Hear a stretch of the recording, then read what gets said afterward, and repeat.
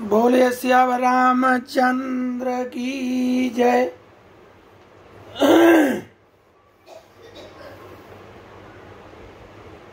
देखिए दोहा 58 में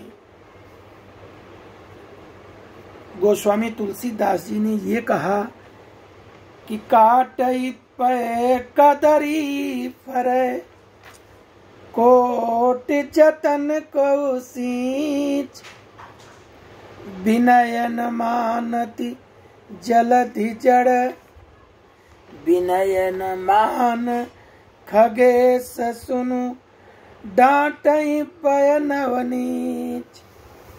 काकभूषुंडी जी कहते हैं कि हे गरुण सुनिए, चाहे कोई करोड़ों उपाय करके सींचे पर केला काटने पर ही फल लेता है। नीच विनय नहीं मानता, वह डांटने पर ही रास्ते पर आता है। अब आगे का है,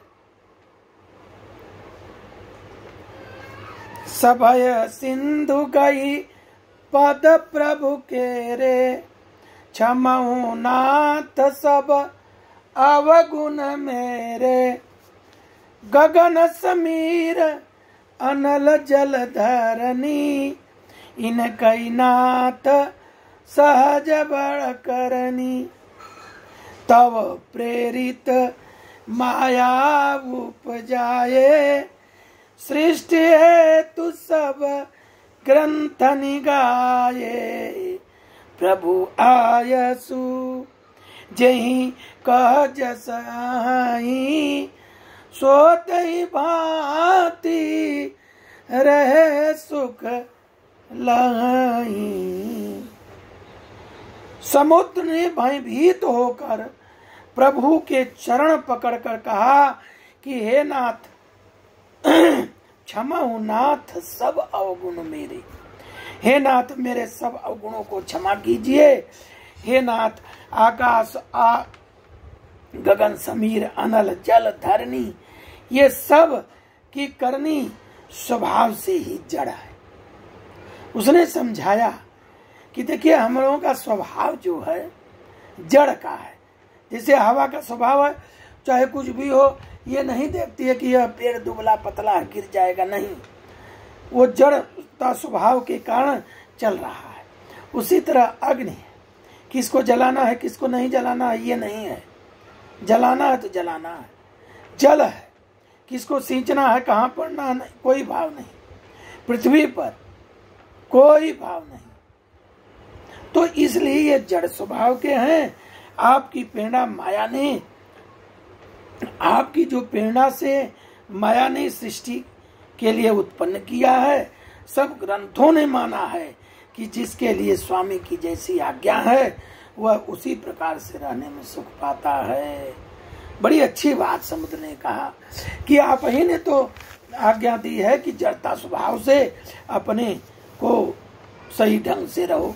अब समुद्र किसी के कहने से सूख जाए, समुद्र किसी कहने से एक हाथ पीछे चला जाए, ये तो स्वभाव तन गलत है। तो आप ही ने कहा था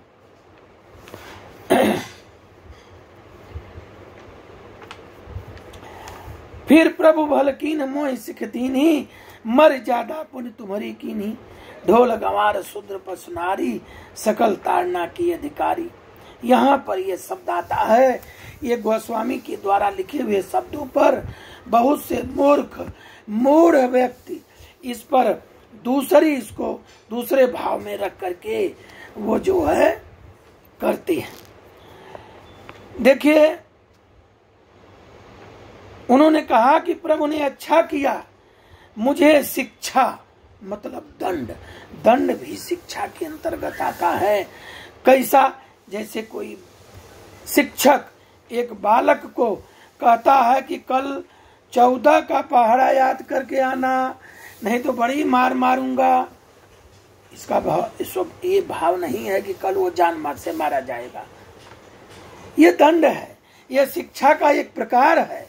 दंड प्रकार, शिक्षा प्रेम का प्रकार, जो लड़का लोभ का प्रकार, जो लड़का 14 का पहाड़ा याद करके आएगा उसे पेंसिल मिलेगी, अब बच्चे उस लोभ के, शिक्षा का जो प्रकार है लोभ का, उसी लिए करते हैं।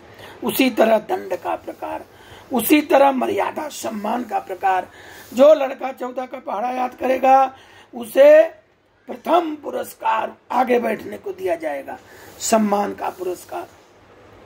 तो ये दंड के, ये शिक्षा के प्रकार में आता है दंड। ताड़ना, वही दंड। ये ताड़ना जो है, ताड़ित करना, प्रताड़ित करना।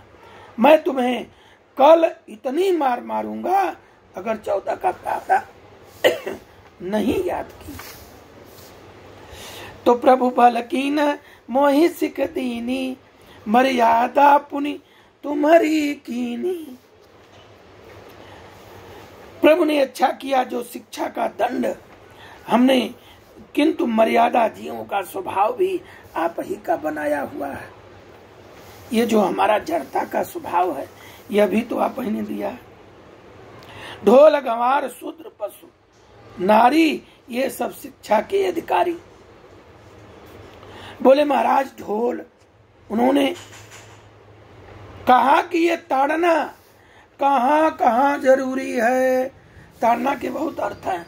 जैसे ढोलक पर ताड़ना का मतलब मारना, गंवार पर ताड़ना मतलब समझाना, शूद्र पर उसको प्यार से, उसको लोभ के भाव से, लोभ की शिक्षा दे करके काम कराना।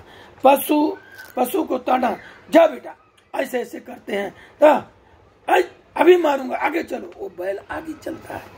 नारी, ये जो हमारी माताएं हैं, मातृ शक्तियां हैं, इनको भी सब शिक्षाओं के द्वारा, लोभ शिक्षा, शारीरिक शिक्षा, पार्श्विक शिक्षा, जो भी शिक्षा है ताड़ना की, दंड की शिक्षा।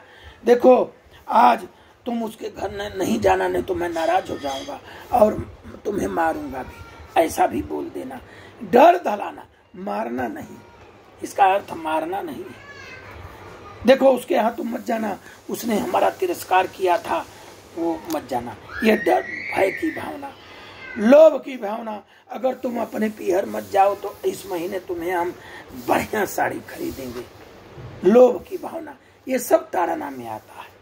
तो सकल ताड़ना के अधिकारी वे, ये बात समुद्र ने कही है भगवान राम से। तो समुद्र भी जड़ था, कोई बहुत बड़ा ज्ञानी तो था नहीं कि उस पर लोग परिकल्पना करते हैं। गोस्वामी तुलसीदास जी ने कहा कि ऐसा जो है समुद्र ने भगवान राम से कहा कि ये जो जड़ता का भाव है वो भी आपने दिया है। प्रभु प्रताप में जाब सुखाई, अब उतरई कटुक न मोरी बढ़ाई। प्रभु अज्ञा पहले श्रुत गाई, करऊ सुबेगी सो तुम्हारी सुहाई। प्रभु के प्रताप से मैं सूख जाऊंगा, ये सेना पार उतर जाएगी, इसमें मेरी बड़ाई नहीं है, मेरी मर्यादा नहीं रहेगी। तथा प्रभु की आज्ञा अपेल है, मतलब अब इसका कोई पूरब में पेल शब्द खराब है। अब इसका मतलब ये थोड़ी कि अपेल है, वह पेलने योग्य नहीं है, ऐसा नहीं लगाना चाहिए। ये मूर्ख हैं जो इन शब्दों का खराब अर्थों में अर्थ लगाते हैं। अपेल मतलब कि आपके आज्ञा का उल्लंघन नहीं हो सकता, ऐसा वेद गाते हैं। अब आपको जो अच्छा लगे वही मैं करूंगा। सुनत विनीत बचन यति, का कृपाल मुस्काय। जय विधि उतरे कपि कटुक, कटक तात सो कहूं उपाय। समुद्र के अत्यंत विनीत वचन सुन करके कृपाल अयोध्यानाथ श्री रामचंद्र जी मुस्कुरा कर कहे कि हे तात, जिस प्रकार वानरों की सेना पार उतर जाए वही उपाय बताओ।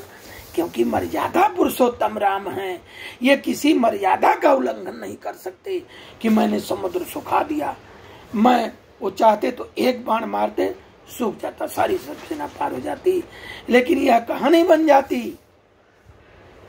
कि जो है भगवान राम ने जल की मर्यादा को तोड़ दिया। उन्होंने खुद पूछा कि तुम उपाय बताओ, जो उपाय बताओगे वही हम करेंगे। बोलिए भगवान श्री रामचंद्र जी की जय। तो तेरी मंद मंद मुस्कनिया पे,